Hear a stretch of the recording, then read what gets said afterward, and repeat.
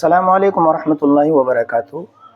اگر کوئی شخص جان بوجھ کر روزہ توڑ دے، یعنی روزہ رکھ لیا، روزہ رکھنے کے بعد جان بوجھ کر روزہ فاسد کر دیا، چاہے وہ بیوی سے صحبت کی ہو یا کھانا کھا لیا ہو، کسی بھی اعتبار سے دوائی کھائی ہو جان بوجھ کر، تو عذر تو کچھ نہیں تھا، لیکن بس کھانا بھی کھا لیا، روزہ توڑ ڈالا، یا بیوی سے صحبت کر لی، کوئی بھی عمل ایسا کیا جس سے روزہ فاسد ہو جاتا ہے۔ تو اگر روزہ فاسد کر دیا، جان بوجھ کر روزہ توڑ دیا، تو اس کے اوپر روزے کا کفارہ لازم ہو جاتا ہے۔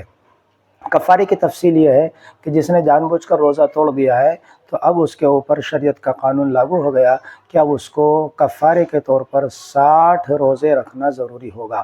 60 روزے کفارے کے طور پر رکھنے ہیں، اور پھر ایک روزہ اور قضا کے طور پر رکھنا ہے، یعنی 61 روزے رکھنے ہیں، اور یہ بھی مسلسل رکھنے ہیں، لگاتار۔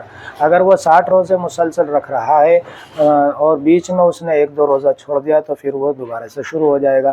تو اس لیے مسلسل 60 روزے کفارے کے طور پر رکھنے ہیں۔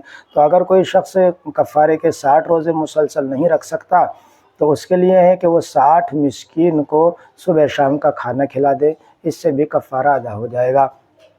60 مسکین کو ایک دن میں بھی صبح شام کا کھانا کھلا سکتے ہیں، یا ایک مسکین کو روزانہ 60 دن تک کھانا کھلا سکتے ہیں، یا پھر اس کی مقدار ادا کر سکتے ہیں، یعنی 2.25 کلو گیہوں ایک روزے کا یہ کفارہ ہے، 2.25 کلو گیہوں۔ تو 60 مسکینوں کو یہ الگ الگ طور پر اس کا کفارہ بھی دے سکتے ہیں، اس طرح بھی ادا ہو جائے گا۔ تو 60 روزے مسلسل رکھنے ہیں، یا 60 مسکین کو صبح شام کا کھانا کھلانا ہے، یا اس کی مقدار یعنی 2.25 کلو گیہوں کی مقدار، یا 2.25 کلو گیہوں 60 مسکینوں کو ایک ایک الگ الگ طور پر بھی دے سکتے ہیں۔ یہ روزے کا کفارہ ہے۔